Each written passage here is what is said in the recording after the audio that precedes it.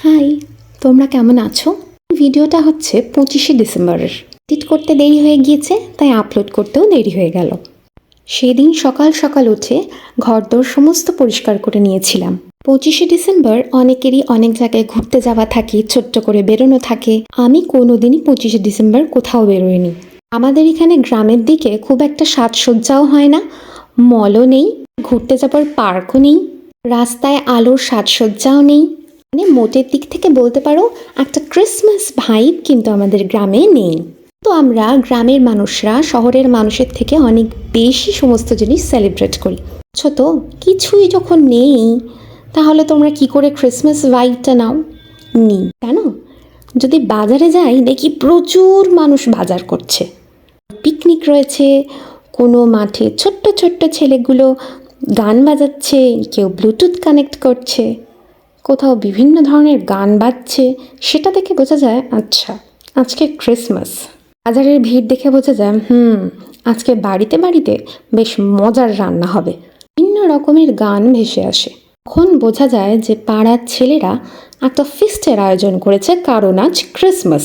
শুধু ক্রিসমাস বলে নয়, যে কোনো উৎসবে গ্রামের মানুষের সেলিব্রেট করার মাধ্যম হলো খাওয়া দাওয়া। আমরা যারা একটু প্রত্যন্ত গ্রামে থাকি, যে আজকে একটা উৎসব, আজকে ল্যাদ খেয়ে ঘরে পড়ে থাকবো, কোনো রকম রান্না বান্না করবো না, অনলাইন অর্ডার হবে না, আমাদের এখানে হবে না।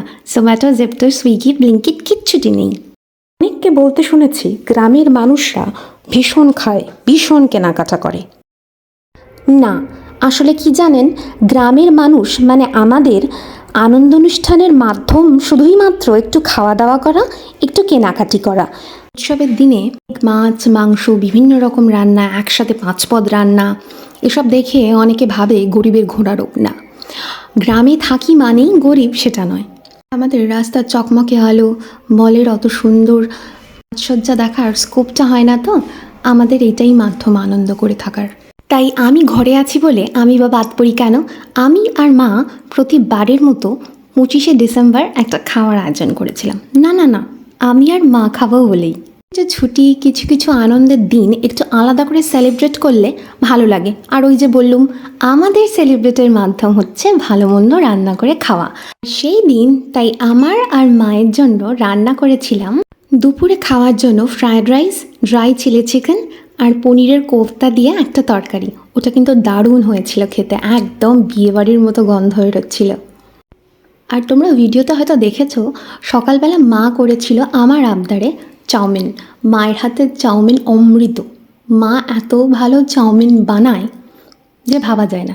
মানে যদি ভালো কিছু ব্রেকফাস্ট আমার জন্য হয়, সেটা হলো মায়ের হাতের গরম গরম চাউমিন। সে আলু ভাজা দিয়ে করে দিক, শুধু পেঁয়াজ ভাজা দিয়ে করে দিক, সয়াবিন দিয়ে করে দিক, ডিম দিয়ে করে দিক, মায়ের হাতের চাউমিন মানে অপূর্ব। যদিও আমার সমস্ত কিছুই মায়ের থেকেই শেখা। শুধু চাউমিন নয়, সমস্ত রকম রান্না ভীষণ ভালো করে। শোনো শোনো, ভিডিওটা ভালো লাগলে একটা লাইক, শেয়ার, কমেন্ট, সাবস্ক্রাইব আর ফলো অবশ্যই করো। টাটা।